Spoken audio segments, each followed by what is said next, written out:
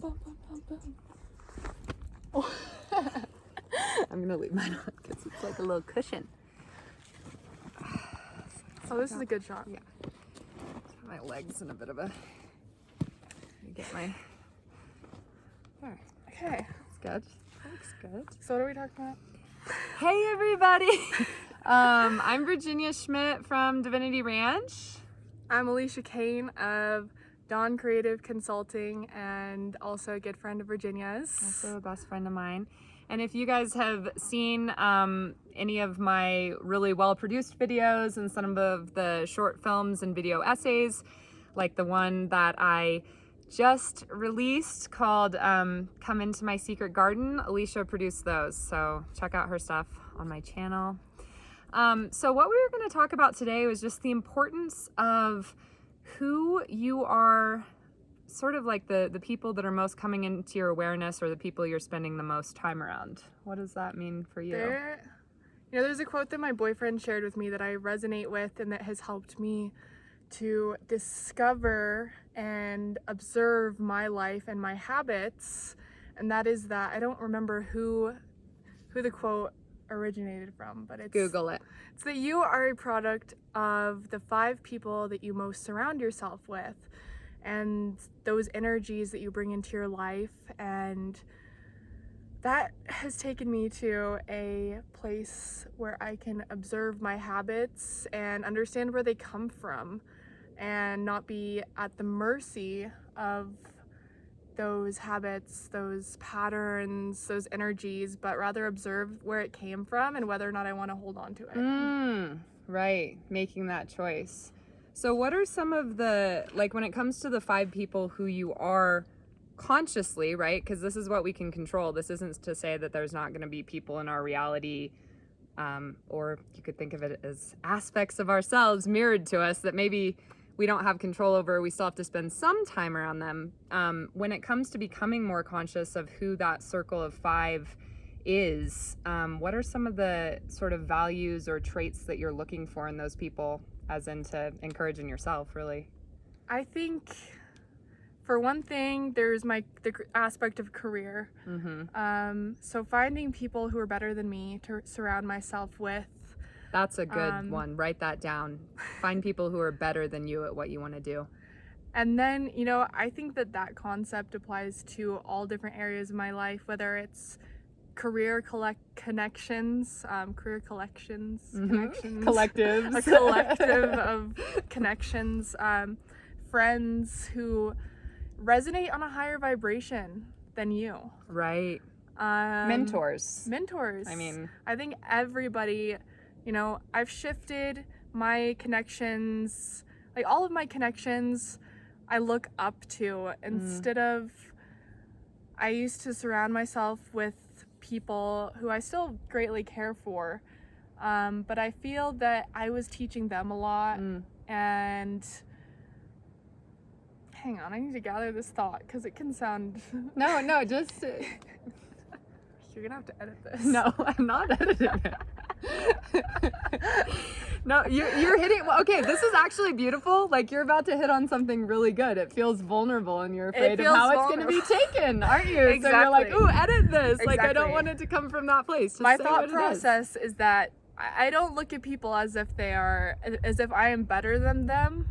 Yes. But surrounding, or maybe I do. Or again, if everyone's just representing different aspects of yourself, maybe it's just that there are certain aspects, certain sort of vibrations that you have been there, you understand what's up, and you're choosing a different one. Exactly. Yes, that's it. And still appreciating people, while choosing to surround yourself with people who are better than you in different areas, people who you admire, people who you look up to. Yeah. People who can teach you, and just people that fill your cup. Yes. A couple things I want to say. One, for context, just to let you guys know, Alicia's 20 years old. Okay, so I just want everyone to know that. It's a secret. So she is, it's like she is naturally a leader and a mentor to many, I think, and it's amazing how much, to me, for her age, and we all know age is relative and it's all an illusion, and all of those kinds of things, and yet just in the context of life, I think it's really amazing how conscious she is of seeking mentorship. The other thing that I'm hearing you say that I think just connects to this is it's not like we have this idea that we're never going to spend time around people who we wouldn't, want to aspire to. It's just that if we consciously spend more time around people like that, then it fills our cup so that we have more to give to the people that we are maybe teaching or mentoring or serving. It's a balance of giving and receiving, and I've realized that relationships evolve a lot. Yes. Sometimes you are learning from somebody, and then it starts to, as you evolve in life, as you evolve in your passions, as you evolve in the areas you want to put energy into, the roles kind of switch. I've noticed that. Yeah, absolutely. And it's not that those people, that you can't have more than those 5 people in your life that you really just, want to soak up their energy. But it's about balancing and evaluating those relationships and, choosing what you want to receive and give. Amen. Yeah, and I mean, I think that just speaks to the dynamism of relationships in general, which is that, in a healthy dynamic relationship, we all have something to teach and learn from each other. I mean, that's been very true to me in our relationship. And I also think just, to kind of wrap this up, like in a larger context, it's like saying that the 5 people that you spend the most time around, maybe there are people watching this that are like, I don't even have like 5 close friends, which is totally fine, because honestly, it's just a metaphor for saying the 5, relationships that you have the most awareness on. So it's more so just saying like, be conscious of where you're spending your time and the content that you're consuming, whether it's coming from relationships with people or whether it's YouTube videos or movies or books, or it's just saying like whatever you're focusing the most time on is going to play a big role in the life that you're living and creating. Evaluate your content consumption. Yes. And I've learned a lot about myself by looking at advertisements that come up on my phone. Yeah, that's awesome. Yeah, the YouTube ads that come up on people's phones. As I've evolved, I've noticed that, even as I've become a better version of myself and closer to the version of myself that I want to be, I've seen the ads that come up on my phone change and evolve, like more professional advertisements, like web hosting services, just athletic wear brands, of course. But observing that can teach you a lot about yourself. Right. It's just a reflection of what you've been spending the most energy on, honestly. So, yeah, I mean, I think it all comes down, again, having that discernment between, obviously what we can control is not the things that come into our lives, but the way we think about them.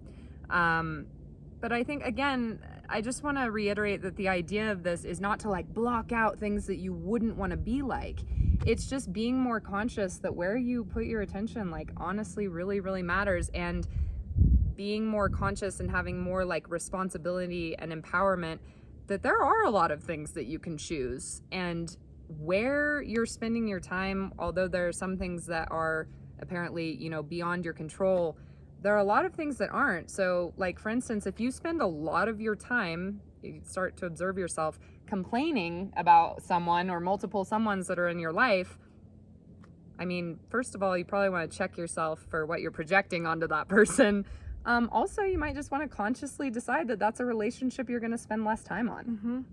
And I think another question that might come up is like, wait, so those 5 people that I'm surrounding myself with aren't people that I look up to. How do I find those people? Yes. And I would say that the first thing you should look at is the frequency that you're sending off, because you're going to attract what you put out, and what spaces are you putting yourself in, and what frequency are you resonating at in those spaces. And I think that once you start resonating at a higher vibration, you naturally start to attract those people that you want to be like, those people that you want to learn from, those energies that you want to resonate at. And